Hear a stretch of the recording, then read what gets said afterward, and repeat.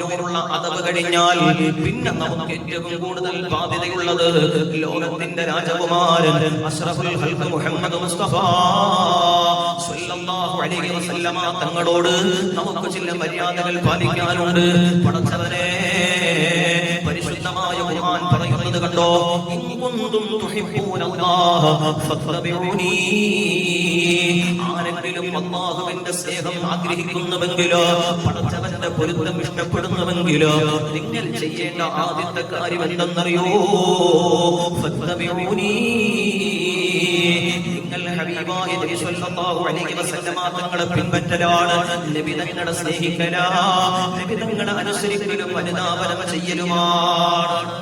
ചരിത്രത്തിൽ ഒരുപാട് സംഭവങ്ങൾ നബി സല്ലല്ലാഹു അലൈഹി വസല്ലമ തങ്ങൾക്ക് നമ്മൾ പൂർണ്ണമായും വഴിപ്പെടുന്നു എന്നത് തന്നെ അല്ലാഹുവിന് ഇഷ്ടപ്പെട്ട കാര്യമാണ്. പുന്നാര നബിതങ്ങൾക്ക് ഏതെങ്കിലും തരത്തിൽ നമ്മൾ വിഷമമുണ്ടാക്കിയാൽ അത് അല്ലാഹുവിന്റെ കോപത്തിന് കാരണമാണ്. അവൻ നശിച്ചു. അതുകൊണ്ട് ഹബീബായ നബി സല്ലല്ലാഹു അലൈഹി വസല്ലമ തങ്ങളെ കുറിച്ച് പരിശുദ്ധമായ ഖുർആനിൽ പല ഭാഗങ്ങളിലും അല്ലാഹു സുബ്ഹാനഹു വ തആല താക്കീത് ചെയ്യുന്നത് കാണാം. യാ അയ്യുഹല്ലദീന ആമനൂ ലാ തർഫഉ അസ്വാതകും ഫൗക സൗതിൻ നബി വലാ തജ്ഹറൂ ലഹു ബിൽ ഖൗലി കജഹരി ബഅദികും ലിബഅദിൻ അൻ തഹബത അഅമാലുകും വ അൻതും ലാ തശ്ഉറൂൻ. സൂറത്തുൽ ഹുജറാത്ത് ആരംഭിക്കുന്നത് തന്നെ നബി സല്ലല്ലാഹു അലൈഹി വസല്ലം തങ്ങളോട് നമ്മൾ കാണിക്കേണ്ട മര്യാദകളെ കുറിച്ച് സൂചിപ്പിച്ചുകൊണ്ടാണ് ആ സൂറത്ത് തന്നെ. നമ്മൾ പരസ്പരം ആരെയൊക്കെ ഏതെല്ലാം രീതിയിലാണ് വിളിക്കുക? ശബ്ദം ഉയർത്തി വിളിക്കും, ശബ്ദം താഴ്ത്തി വിളിക്കും, അവന്റെ പേര് വിളിക്കും, കുടുംബ പേര് വിളിക്കും. നമുക്കിടയിലുള്ള ആളുകളുമായിട്ട് നമ്മൾ സംസാരിക്കുന്നതിന് ചില രീതികളുണ്ട്. പരിശുദ്ധമായ ഖുർആൻ അടിവരയിട്ടുകൊണ്ട് അത്തരം വിളികൾ പുന്നാര നബിയോട് വേണ്ടാന്ന് താക്കീതില്ല. എവിടെ? സൂറത്തുൽ ഹുജറാത്തിൽ. പടച്ചവനെ, അല്ലാഹു പറയുന്നു, ഇത് വിശ്വാസികളോടാണ് പറയുന്നത്. അതാണ് ആദ്യത്തെ വാചകം പറയുന്നത്. യാ അയ്യുഹല്ലദീന ആമനൂ, വിശ്വാസികളെ. അല്ലാഹുവിനെ അനുസരിക്കുന്നവരെ എന്ന് വെച്ചിട്ടാണ് പറയുന്നത്. അവർക്കാണ് സംസ്കാരം. അവർ ആ സംസ്കാരം പാലിച്ചേ പറ്റും. എന്താ പറയുന്നത്? ലാ തർഫഉ അസ്വാതകും ഫൗക സൗതിൻ നബി. ഒന്ന്, നിങ്ങളുടെ ശബ്ദം നബിതങ്ങളുടെ ശബ്ദത്തിനേക്കാൾ മികച്ചിരിക്കണം. നബിതങ്ങളുടെ ശബ്ദത്തെക്കാൾ നിങ്ങളുടെ ശബ്ദം താഴ്ന്നു കേൾക്കണം. ആരോടാ പറയുന്നത്? ലോകത്താകമാനമുള്ള വിശ്വാസികളോട് പറയാണ്. വലാ തജ്ഹറൂ ലഹു ബിൽ ഖൗലി കജഹരി ബഅദികും ലിബഅദ്. നിങ്ങൾ ചിലരോട്, നിങ്ങളിൽപ്പെട്ട ചിലരോട് നിങ്ങൾ അമിതമായി ശബ്ദമുയർത്തി സംസാരിക്കാറുണ്ട്. പാടില്ല, പാടില്ല. നബി സല്ലല്ലാഹു അലൈഹി വസല്ലമ തങ്ങളോട് അങ്ങനെ ഒരു സമീപനം പാടില്ല. ആരെങ്കിലും അങ്ങനെ ഒരു മര്യാദക്കേട് കാണിച്ചു പോയാൽ അന്തഹബത അഅമാലുകും വ അൻതും ലാ തശ്ഉറൂൻ. നിങ്ങൾ പോലും അറിയാതെ നിങ്ങൾ കെട്ടിപ്പടുത്തു വെച്ച നിങ്ങളുടെ നന്മകളുടെ കുമ്പാരങ്ങൾ നിശേഷം തകർന്നു പോകുമെന്ന് പരിശുദ്ധമായ ഖുർആൻ. നബി സല്ലല്ലാഹു അലൈഹി വസല്ലമ തങ്ങളോട് കാണിക്കേണ്ട അദബ് അല്ലേ ഞാൻ പറഞ്ഞത്? എന്റെ പ്രിയപ്പെട്ടവരെ, അദബിന് ഭയങ്കര സ്ഥാനമാണ്. അത് ഉമ്മാടുത്ത് കാണിച്ചാലും, വാപ്പാടുത്ത് കാണിച്ചാലും, ഉസ്താദിനോട് കാണിച്ചാലും, കൂട്ടുകാരനോട് കാണിച്ചാലും, സമൂഹത്തിൽ കാണിച്ചാലും നല്ല ചിട്ടയും മര്യാദയും നല്ല സ്വഭാവവും ഒരാളുണ്ടോ അവൻ ഉയരാനും മതി. ഇല്ലയോ അവൻ തകരാനും മതി. അല്ലാഹു കാത്തിരക്ഷിക്കട്ടെ. അല്ലാഹു കാത്തിരക്ഷിക്കട്ടെ. നബി സല്ലല്ലാഹു അലൈഹി വസല്ലമ തങ്ങളോട് നബി തങ്ങളുടെ ശബ്ദത്തെക്കാൾ നിങ്ങളുടെ ശബ്ദം ഉയരുകയോ, നിങ്ങൾ പരസ്പരം കൂട്ടുകാരോട് സംസാരിക്കുമ്പോൾ, കയർത്ത് സംസാരിക്കുമ്പോൾ ശബ്ദം ഉയർത്തുന്നത് പോലെ നിങ്ങൾ ഒരിക്കലും നിങ്ങളുടെ പ്രവാചകനോട് സംസാരിക്കരുതേ. അങ്ങനെ സംഭവിച്ചു പോയാൽ നിങ്ങൾ പോലും അറിയാതെ നിങ്ങളുടെ ജീവിതത്തിൽ നിങ്ങൾ സമ്പാദിച്ചു വെച്ചിരിക്കുന്ന സർവ്വ അമലുകളും നഷ്ടപ്പെട്ടു പോകുമെന്ന് പരിശുദ്ധമായ ഖുർആൻ. ഈ ആയത്തിറങ്ങുമ്പോൾ മഹാനായ സാബിത്ത് ബിൻ ഖൈസ് റളിയല്ലാഹു അൻഹു പടച്ചവനെ തന്റെ ഭവനത്തിൽ നിന്ന് പുറത്തിറങ്ങാതെ വീട്ടിൽ തന്നെ കഴിച്ചുകൂട്ടി. ഹബീബായ നബി സല്ലല്ലാഹു അലൈഹി വസല്ലമ തങ്ങൾ തന്റെ പ്രിയപ്പെട്ട സ്വഹാബത്തിനോട് ചോദിച്ചു, സ്വഹാബത്തേ, എവിടെ നമ്മുടെ കൂട്ടുകാരൻ സാബിത്ത്? എവിടെ? സാബിത്തിനെ കണ്ടിട്ട് ഒരുപാട് കാലമായല്ലോ. മഹാനായ പ്രവാചകൻ സ്വല്ലല്ലാഹു അലൈഹി വസല്ലമ തങ്ങൾ അവിടുത്തെ സ്വഹാബത്തിനെ സാബിത്ത് റളിയല്ലാഹു അൻഹുവിന്റെ വീട്ടിലേക്ക് പറഞ്ഞു വിടുമ്പോ സാബിത്ത് റളിയല്ലാഹു അൻഹുവിനോട് സ്വഹാബത്ത് പറഞ്ഞു, സാബിത്തേ, അല്ലാഹുവിന്റെ റസൂൽ നിന്നെ വിളിക്കുന്നുണ്ട്, തിരക്കുന്നുണ്ട്, അന്വേഷിക്കുന്നുണ്ട്. മഹാനായ സാബിത്ത് റളിയല്ലാഹു അൻഹു പറഞ്ഞു, സ്വഹാബത്തേ, ഞാൻ വല്ലാതെ ഭയപ്പെടുന്നു സ്വഹാബത്തേ. ഞാൻ സംസാരിക്കുമ്പോ, ഞാൻ വർത്തമാനം പറയുമ്പോ പലപ്പോഴും എന്റെ ശബ്ദം ഉയർന്നു വരാറുണ്ട്. എന്നാലും എന്റെ പ്രവാചകന്റെ മുന്നിൽ ഞാൻ സംസാരിക്കുമ്പോ, മുത്തുനബിയോട് ഞാൻ വർത്തമാനം പറയുമ്പോ എന്റെ ശബ്ദം ഉയർന്നു പോകുമോ? അത് കാരണം പടച്ചവന് ബന്ധമില്ലാത്തവനായി, കോപമുള്ളവനായി ഞാൻ മാറിപ്പോകുമോ എന്ന് ഭയന്നിട്ടാണ് ഞാൻ എന്റെ വീട് വിട്ടിറങ്ങാത്തതെന്ന് മഹാനായ സാബിത്ത് റളിയല്ലാഹു അൻഹുവിന്റെ ആ ചരിത്രം ഈ ആയത്തിനോടൊപ്പം കാണുന്നുണ്ട്.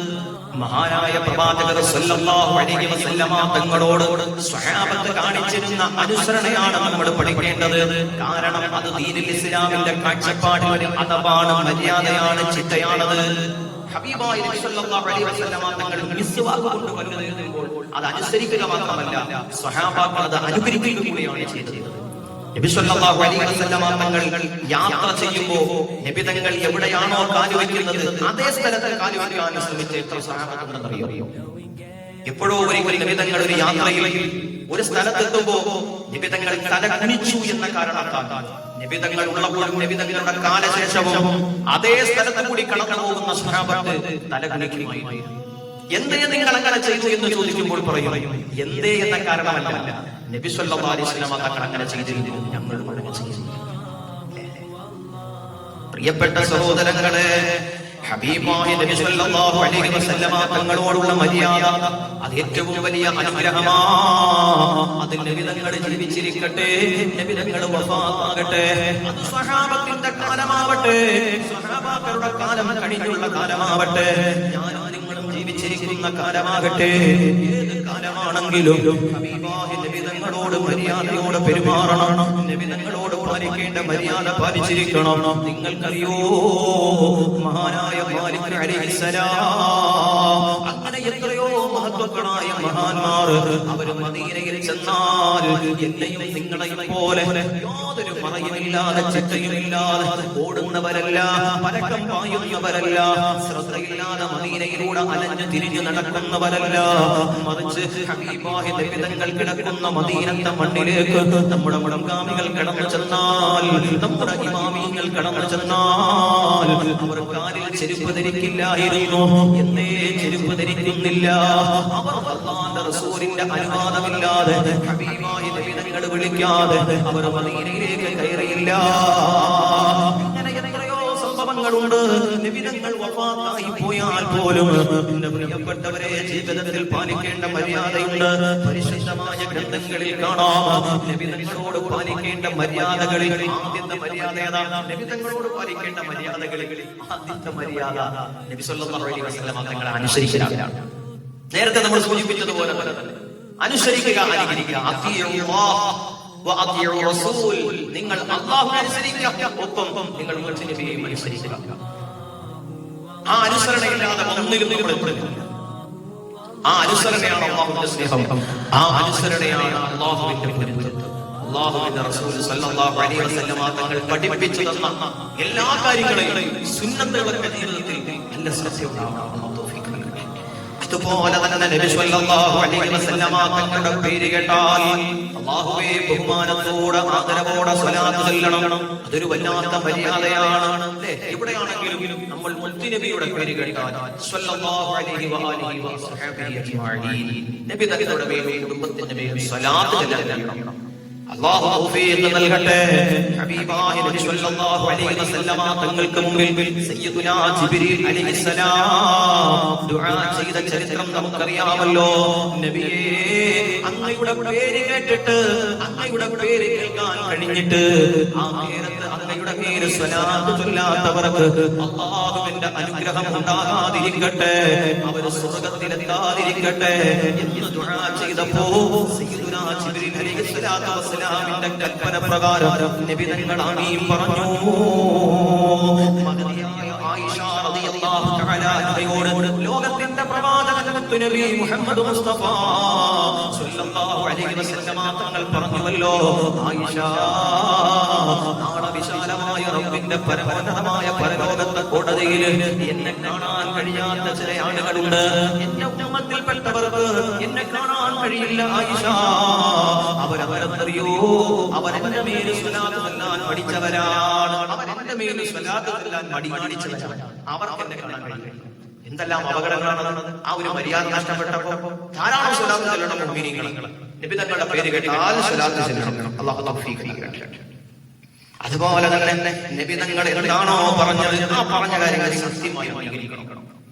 അങ്ങനെ പറയണോ? അങ്ങനെ എന്തിനു പറഞ്ഞു? അങ്ങനെയൊക്കെ പറഞ്ഞാൽ അതല്ലേ സംഭവം? എന്ത് കേട്ടാൽ അങ്ങനെയൊക്കെ പറയാമോ? അങ്ങനെയൊക്കെ ഉണ്ടോ? അങ്ങനെയൊക്കെ നോക്കിയാൽ ജീവിക്കാൻ പറ്റും. എങ്ങനെയാണ് രക്ഷപ്പെടുക? എങ്ങനെയാണ് നമ്മൾ രക്ഷപ്പെടുക? എങ്ങനെയാണ്